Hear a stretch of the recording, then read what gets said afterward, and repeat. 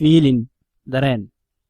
maanta waxa aan ka hadli doonaa sida ay bulshadu dareen ahaan isugu saameeyaan inagoo hore uga soo hadalay fikirka iyo habdhaqanka sida ay bulshadu isugu saamayso. haddaba inta aynaan u gelin mawduuceenna aan isla fahanno waa maxay dareen, muxuu dareenku kaga duwan yahay caadifadda ama emotionka. caadifad ama emotion waa falcelinta maskaxeed ee ku timaada caadifad kicinta, taasoo ka dhex dhacda qaybaha maskaxda ee amygdala oo qayb ka ah nidaamka limbic iyo neocortex oo ah qayb la shaqaysa fikradaha soo jeedka, sababaynta iyo go'aan samaynta. intaa ka bacdi dheecaanka maskaxda ku samaysma waxa loo soo daayaa jirka wuxuuna ku sababaa isbeddel. dareenka waxaa keena caadifadda waxaana qaabeeya khibradda, habfikirka, aaminaadda iyo caadifaddu inta ay leeg tahay.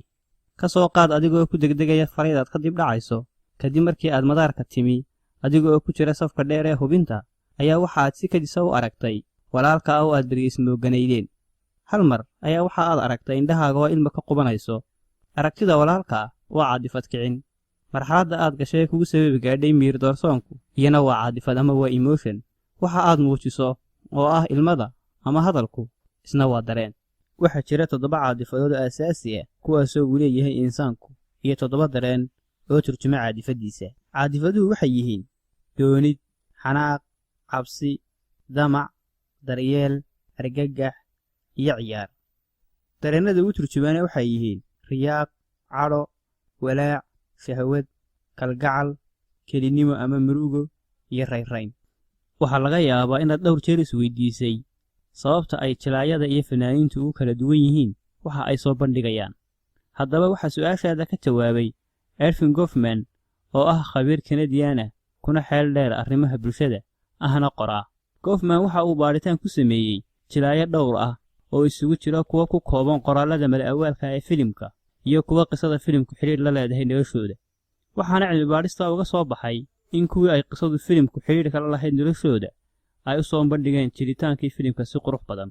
haddaba sirta ku jirta waxa ay tahay in kuwa ku kooban qisada filim jiriddu ay maamuli karaan cawaadifta filimka lagu jilayo, halka kuwa qisadu xiriirka la leedahay noloshooda aysan maamuli karin cawaadiftooda rasmiga ah.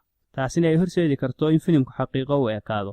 haddaynu u soo noqono su'aasheennii ahayd sidee bay bulshadu isugu saamaysaa dareen ahaan, waxa aynu fahannay in bulshadu ay kiciso qofka cawaadiftiisa iyagoo adeegsanaya dareennada iyagu ay muujinayaan. tusaale ahaan, ka soo qaad adiga oo meel fadhiya kadib ay ku soo mareen qaar ka mid a asxaabtaada oo ay ka muuqato dareen cadho una diyaar garaysan inay soo dagaalamaan, kadib ay kaaga warrameen wixii dhacay. haddaba hadalka saaxiibada iyo dareenkoodu waxa uu kicinayaa caadifadaada cadho, waxaana laga yaabaa inaad si fudud dagaalka ula soo gasho. haddaba bulshada aad la nooshahay waa kuwo raad ku yeesha habfikirkaaga, dabeecaddaada iyo dareenkaaga. waxaase adiga kula gudboon inaad inta badan ku dadaasho sidii aad kor ugu qaadi lahayd emotional intelligence-kaaga ama caqli caadifadeedkaaga adigoo u maraya raadinta khibradda togan iyo aqoonta.